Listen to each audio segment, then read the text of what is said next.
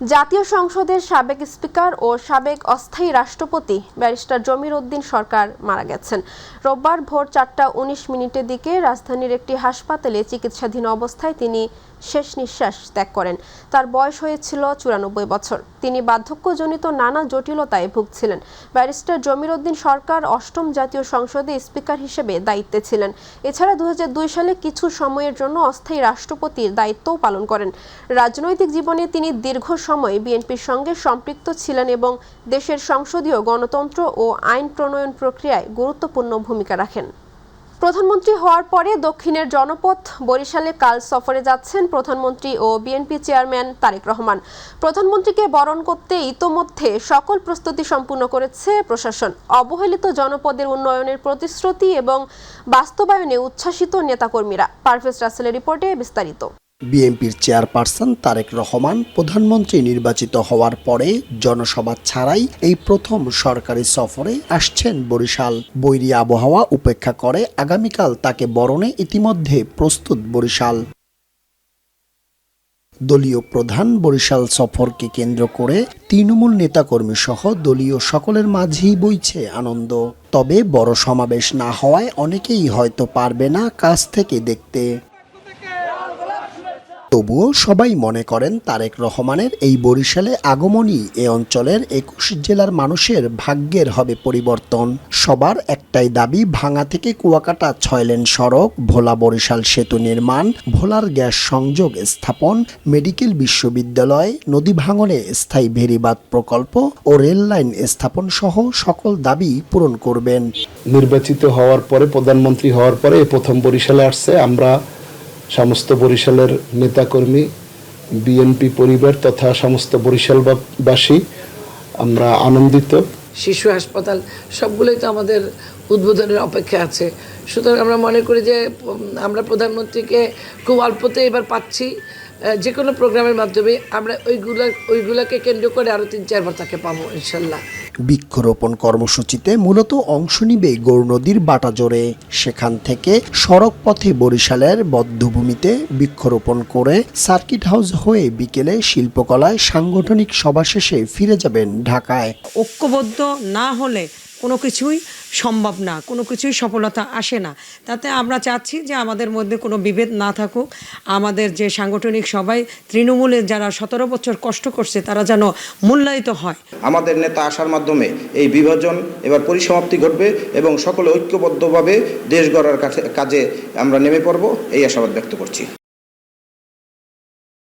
সাবেক প্রধানমন্ত্রী বেগম খালেদা জিয়ার হাত ধরে বিভাগ হওয়া সেই বরিশালেই আসছেন তারই পুত্র বর্তমান প্রধানমন্ত্রী তারেক রহমান। তার আগমনে উচ্ছ্বাসিত এই অঞ্চলবাসী স্বপ্ন দেখছে অপার উন্নয়ন ও সম্ভাবনার। পারভেজ রাসেল, মাই টিভি, বরিশাল। দেশের অন্যতম গুরুত্বপূর্ণ দৌলতদিয়া পাটুরিয়া নৌরুটে ভয়াল রূপ নিয়েছে পদ্মার তীব্র নদী ভাঙন। হুমকির মুখে দৌলতদিয়া ফেরিঘাট, লঞ্চঘাট, বসতবাড়ি, দোকানপাট, রাস্তাঘাট, শিক্ষা প্রতিষ্ঠান, মসজিদ সহ অসংখ্য গুরুত্বপূর্ণ স্থাপনা। ভাঙন আতঙ্কে নির্ঘুম রাত কাটছে পদ্মা পাড়ের হাজারো মানুষের। ঘাট রক্ষায় দ্রুত কার্যকর ও স্থায়ী নদী শাসন প্রকল্প বাস্তবায়নের জোর দাবি স্থানীয়দের। রাজবাড়ী প্রতিনিধি মমিন শেখের প্রতিবেদন।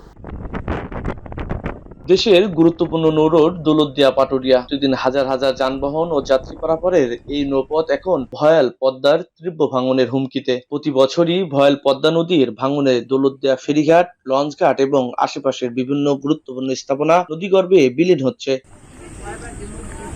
এবারও বসতবাড়ি, দোকানপাট, রাস্তাঘাট, শিক্ষা প্রতিষ্ঠান, মসজিদ সহ নানা স্থাপনা ঝুঁকির মুখে পড়েছে। ভাঙনের কবল থেকে রক্ষা পায়নি লঞ্চঘাটও। ভাঙন আতঙ্কে নির্ঘুম রাত কাটছে পদ্মা পাড়ের হাজারো মানুষের। এখানে তো প্রত্যেক বছরই কিছু না কিছু ভাঙে। এই ফেরিঘাটে সব জায়গায় ভাঙন ধরে। রাত্রে শুইতে গেলে আমাদের ভয় করে যে কখন ভেঙে নিয়ে চলে যাবে। এই অবস্থার পরেই আমরা থাকি। আমরা গরিব মানুষ, আমরা পাড়ালেপা থাকি, আমাদের তো জমি জমা নাই যে আমরা প্রতি বছরে ভাঙে সরাবো। স্থানীয়দের একটাই দাবি, সাময়িক নয় দ্রুতই স্থায়ী নদী শাসন প্রকল্প বাস্তবায়নের মাধ্যমে দৌলতদিয়া ঘাটকে রক্ষা করা হোক। নদীর পারে অনেক বাড়ি ভেঙে যাইতেছে, এখন যদি ব্যবস্থা না নেয় পরবর্তীতে ব্যবস্থা নিলে সেটা কোনো কার্যকরী হবে না। আমারে আসলে থাকার কোনো জায়গা নাই, আমরা পরের জায়গার পরে এখনো রাস্তা গড়ানে লইছি। যত তাড়াতাড়ি সম্ভব গাঙ্গা যাতে বাঁধতে দেয় যত তাড়াতাড়ি সম্ভব আমাদের পক্ষে ভালো। উপজেলা নির্বাহী অফিসার জানান, দীর্ঘ পরিকল্পনা নিয়ে কাজ করা হবে, তবে বর্তমানে জিও ব্যাগ দিয়ে ভাঙন রক্ষার চেষ্টা করা হচ্ছে। বালু ভর্তি জিও ব্যাগ ফেলে ভাঙন রোধ করা হচ্ছে। পরবর্তীতে বিভিন্ন ধাপে ধাপে যে দীর্ঘমেয়াদী পরিকল্পনা, সেটার জন্য আমাদের জেলা প্রশাসক স্যার ভিজিট করেও সেই সুপারিশ করেছেন। নির্বাহী প্রকৌশলী জানান, পানি উন্নয়ন বোর্ড থেকে ঘাট রক্ষার কাজ শুরু হয়েছে। বিশেষ করে নদীর তীরে বাড়িঘর রয়েছে, অন্যান্য স্থাপনা আছে, সেসব স্থানে আমরা 600 মিটারের মধ্যে 200 মিটারের প্রোটেকশন কাজ শুরু করেছি এবং সেই প্রোটেকশন কাজটা অল্প কিছুদিনের মধ্যে শেষ হয়ে যাবে। নৌ প্রতিমন্ত্রী আশ্বাস দিয়েছেন, এ ব্যাপারে নৌ মন্ত্রণালয় প্রকল্পের কাজ শুরু করেছেন। আমরা পানি সম্পদ মন্ত্রণালয়ের কাছে এই বিষয়টি অবহিত করেছি এবং আমরা একটি প্রকল্প জমা দিয়েছি। শুধু জিও ব্যাগ ফেলে সাময়িকভাবে ভাঙন ঠেকানো সম্ভব নয়। দেশের কোটি কোটি টাকার রাজস্ব আদায়ের এই নৌ রোড, ফেরিঘাট ও লঞ্চঘাট রক্ষায় প্রয়োজন কার্যকর ও স্থায়ী নদী শাসন প্রকল্প। এই প্রত্যাশা স্থানীয়দের। মমিন শেখ, রাজবাড়ী। পটুয়াখালীর উপকূলীয় সংরক্ষিত বনাঞ্চল ঘিরে উঠেছে অনিয়ম ও বাণিজ্যের অভিযোগ। এর প্রভাব পড়ছে জেলে ও পশুপালনকারীদের জীবনে। সরকারি নিষেধাজ্ঞা উপেক্ষা করে সংরক্ষিত বনের ভেতরের খালে দেয়া হচ্ছে বাঁধ, নিয়ন্ত্রণ করা হচ্ছে মাছ ধরার সুযোগ। পটুয়াখালী থেকে মশিউর রহমান বাবলুর ছবি ও তথ্য নিয়ে তামান্না সাদিকা রিপোর্ট। অনিয়মই যেন নিয়ম হয়ে উঠেছে পটুয়াখালীর 10 মিনা উপজেলার চর হায়দার, লালচর ও আগলাচরের সংরক্ষিত বনাঞ্চল। 2295 একরের এই বনাঞ্চল দখল করে অর্থ বিনিময়ে ব্যবহার করছে বনখেকোড়া। অভিযোগ রয়েছে, দায়িত্বরতদের ম্যানেজ করে কয়েকজন বনখেকো এসব বন অবৈধভাবে লিজ নিয়েছেন। এছাড়া নিরীহ এলাকাবাসীকে হয়রানির অভিযোগ উঠছে। 2000 কোটি টাকা ফরেস্টারের বছরে দেওয়া লাগে হাসান, আর বিটি অফিসার হাসান, আর রেঞ্জে আছে জাহাঙ্গীর। এই মহিষের টাকা না দিলে আমাকে এই মহিষ বাগানে, চর হায়দার বাগানে রাখতে দেয় না। একটু হাতাই আমরা মাছ ধরিয়ে খাই, এই জন্য সে আমাকে কাছ থেকে টাকা দাবি করে। এখন আমরা টাকা দিই না দেখে আমাকে নামে মিথ্যা মামলা দেয়, হয়রানি করে। নেসারারি এবং নেসারারির সাথে আরও অনেক ফরেস্ট অফিসার এরা গাছ কাটিয়ে তারপরে আমার নামে মিথ্যা মামলা দিয়ে আমাদেরকে হয়রানি করতে আছে। স্থানীয়রা বলছেন, বনের গাছ ও মাটি কেটে খালে তৈরি করা হয়েছে শতাধিক বাঁধ ও ঝাড়া। এসব জায়গায় নিষিদ্ধ জাল দিয়ে মাছ ধরতে জেলেদের কাছ থেকে নেওয়া হচ্ছে বিপুল টাকা। মোষ এই চরে উঠাইয়া 2000 করিয়া পার পিস মোষের তনে টাকা লয়, কিন্তু আমাদের নামে মিথ্যা মামলা দিয়েছে। আমরা প্রতিবাদ করছি বিদায়। যেখানে সরকার খাল খনন করে সেই জায়গায় সরকারের বিরোধিতা করে সরকারি লোক হইয়া সরকারের এই খাল মাছ ধরার লইগে এই খাল বাধ্য রাখছে। ফরেস্টার ডাইকে নিয়ে বলে যে নেসারের সাথে সমন্বয় না করলে চরে গেলে মামলা খাবা। ক্ষতিগ্রস্ত হচ্ছেন পশুপালনকারীরাও। প্রতিবাদ করতে গেলে হামলা মামলা সহ হয়রানির অভিযোগ করছেন স্থানীয়রা। তবে এ ব্যাপারে অভিযুক্ত নেসারারির সাথে ফোনে কথা হলে তিনি অভিযোগ অস্বীকার করেন। আমি মাছ ধরি, আমি কি ওরা টাকা দেই না, আমার মাছ আমি ধরি খাই, কেটা কি করে দেখেন ওরা বুঝি না। 10 মিনা উপজেলার রেঞ্জ অফিসার জানান, কাউকে বনাঞ্চল লিজ দেয়া হয়নি, তবে প্রভাবশালীদের দৌরাত্ম্যের বিষয়টি স্বীকার করেন তিনি। যারা বাদ দিছে, যদি এরকম দিয়ে থাকে তাদের বিরুদ্ধে বাদ কেটে তাদের বিরুদ্ধে আইনানুগ ব্যবস্থা গ্রহণ করার জন্য ইতিপূর্বে আমরা বলে দিচ্ছি। পটুয়াখালী জেলা মৎস্য কর্মকর্তা জানান, বনের ভেতরে চাই সহ অন্যান্য অবৈধ জাল দিয়ে মাছ ধরা মৎস্য সম্পদের জন্য ক্ষতিকর। বন বিভাগের আওতায় যে জলাশয়গুলো আছে সেগুলো সাধারণত তারাই এই বিষয়ে দেখভাল করে। উপকূলীয় বন বিভাগের সহকারী বন সংরক্ষণ কর্মকর্তা বলেন, সংরক্ষিত বনভূমি লিজ দেয়া সম্ভব নয়। দ্রুত খাল অবমুক্ত ও অভিযোগ তদন্তের ব্যাপারে আশ্বাস দেন তিনি। রাতে কিছু বাঁধ সৃষ্টি করা হয়েছে, সেগুলো কিন্তু রেঞ্জ অফিসারের মাধ্যমে পরের দিনই আমরা কেটে দিয়েছি। এরপরও যদি কিছু থাকে সেগুলো দ্রুত অপসারণের জন্য আমরা নির্দেশনা দিয়েছি। তামান্না সাদিকা, মাই টিভি। কুমিল্লায় অবহেলায় হারিয়ে যাচ্ছে একটি শতবর্ষের গ্রাম্যহাট। নিয়মমাফিক প্রতি বছর সরকারের ইজারা সম্পূর্ণ হলেও হাটের সংস্কারে নেই তেমন কোনো উদ্যোগ। সাধারণ মানুষ মনে করছে, ঐতিহ্যবাহী এ বাজারটি রক্ষায় এগিয়ে আসবে উপজেলা প্রশাসন। বিস্তারিত কুমিল্লা প্রতিনিধি আবু মুসা রিপোর্টে। কুমিল্লার বুড়িচং উপজেলার শতবর্ষের ঐতিহ্যবাহী কাবিলা বাজার। নিত্য প্রয়োজনীয় জিনিসপত্র নিয়ে সপ্তাহে শুক্র সোমবার বসে এ হাট। একসময় আশপাশের অন্তত 15টি গ্রামের মানুষের প্রাণকেন্দ্র ছিল কাবিলা বাজার। সকাল থেকে গভীর রাত পর্যন্ত মানুষের কোলাহল, ব্যবসা বাণিজ্যের ব্যস্ততা আর শত বছরের ঐতিহ্যে মুখর ছিল বাজারটি। কালের পরিক্রমায় তদারকির অভাবে দিন দিন জৌল সারাতে বসেছে এ বাজারটি। বিক্রেতারা বলছেন, নিয়মিত বাজারের খাজনা পরিশোধ করছেন ব্যবসায়ীরা। বারবার আশ্বাস দিলেও বাজারের ভাঙাচুরা শেডগুলো সংস্কারে সরকারের নেই কোনো উদ্যোগ। জমজমাটা ছিল, গাড়ি 105টা গাড়ি বেড়ে মাল ফুটছে। সংশ্লিষ্ট দায়িত্বশীলদের অব্যবস্থাপনায় বাজারটি তার জৌল সারিয়েছে। কোনো কিছু হইতে পারছে না, আমরা মেঘ বৃষ্টি দোকানদারি করতে পারি না। এই বাজারের কোনো উন্নয়ন নাই এবং কি ঘরের যে সমস্যা এটি অনেক বছর ধরে। উপজেলা নির্বাহী কর্মকর্তা বলছেন, দ্রুতই বাজার সংস্কারে নেওয়া হবে কার্যকরী ব্যবস্থা। উন্নয়নের কিছু চাহিদা আমরা পেয়েছি, আমরা এগুলো আমাদের প্রসেসিং এর মধ্যে আছে, পরিকল্পনায় আছে। আমরা শীঘ্রই হয়তোবা এখানে উন্নয়নমূলক কিছু কাজ যেগুলো আমাদের জরাজীর্ণ হয়ে গেছে সেগুলোকে পুনরায় সুসংগঠিত করে গতিশীল থাকে সে ব্যবস্থা আমরা নেব। স্থানীয়রা বলছেন, যে বাজারের প্রতিটি অলিগলি বহন করে বহু প্রজন্মের স্মৃতি, আজ সেই বাজারই যেন সাহায্যের অপেক্ষায়।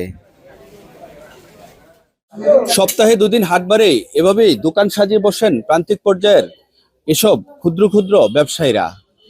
বৃষ্টির দিনে সবচেয়ে বেশি ভোগান্তিতে পড়তে হয় ক্রেতা বিক্রেতাকে। সংস্কারের মাধ্যমে দ্রুতই সমস্যার সমাধান করবে প্রশাসন, এমনটাই প্রত্যাশা করছেন এলাকাবাসী। আবু মুসা, মাই টিভি, কুমিল্লা। বগুড়ায় গত কয়েক দিনের ভারী বৃষ্টিপাত ও উজান থেকে ধেয়ে আসা পানি ঢলে জেলার ধুনট, সারিয়াকান্দি ও সোনাতলা 3টি উপজেলায় যমুনা নদীর পানি বৃদ্ধি পেয়েছে। নদীর পানি বিপদসীমার নিচ দিয়ে প্রবাহিত হলেও তীরবর্তী অন্তত 10টি স্থানে দেখা দিয়েছে নদীর ভাঙন ধেয়ে আসছে বন্যা নিয়ন্ত্রণ বাঁধ ও জনবস্তির দিকে। এরই মধ্যে কয়েক দফা নদী ভাঙনের পর আবার নতুন করে ভাঙন শুরু হয় ফসলি জমি সহ বাড়িঘর রক্ষায় চরম আতঙ্কে দিন কাটাচ্ছেন নদী পাড়ের মানুষ।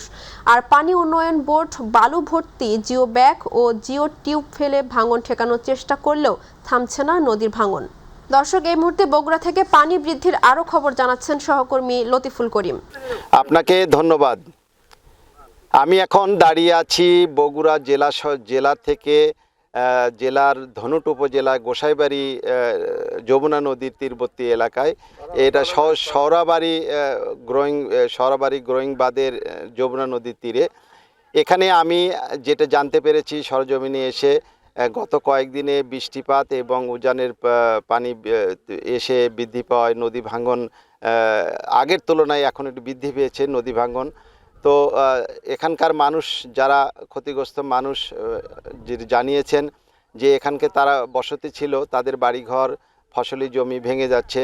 তো এই বিষয়ে আমরা জানতে চাইবো এখানকার আমাদের একজন গণমাধ্যম কর্মী, উনি আমাদেরকে জানাবেন যে গত কয়েকদিনে এখানকার অবস্থাটা কেমন। যে আপনি আমাকে একটু জানাবেন যে এই যে নদী ভাঙনের আগের থেকে এখন একটু বৃদ্ধি পেয়েছে, এর তথ্য কি আছে আপনার কাছে? তো এই যমুনার যে ভাঙন, এখন তো বর্ষা সিজন, এই জন্যই কিন্তু নদী কিন্তু বেশি ভাঙতেছে। তবে এই ভাঙনটা প্রতিরোধ করার জন্য শুকনা মৌসুমে কিন্তু কাজ করার একটা পরিকল্পনা করা উচিত। তার কারণ এই মৌসুমে, এই বন্যা মৌসুমে যদি এই নদীর কাজ করে তাহলে কিন্তু কাজ হবে না। তবে আমার একটা দাবি থাকবে যে শুকনা মৌসুমে এই নদীর কাজটা করার জন্য। আর এখন যে হাজার হাজার বিঘা জমি যে বিলীন হয়ে যাচ্ছে, এটা কিন্তু আমাদের এই গরিব অসহায় ব্যক্তিদের জন্য খুবই দুঃখজনক এবং আমরা খুবই বিপদ মুখের ভেতরেই আছি। তো আপনি জানলেন যে এখানকার গণমাধ্যম কর্মী, উনি আমাদেরকে জানালেন যে এখানে ফসলি জমি বাড়িঘর ভেঙে যাচ্ছে।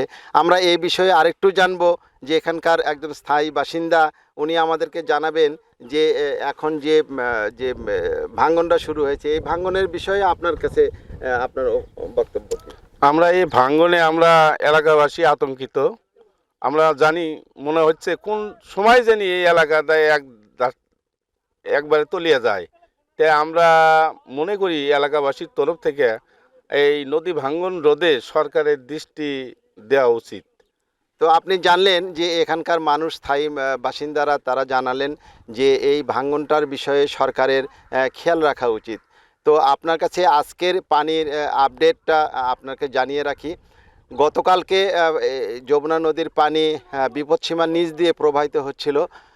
আজকেও ওই একই লেভেল। তো সকাল 10টার পরে জানা যাবে পানির কোন মাত্রায় যাচ্ছে।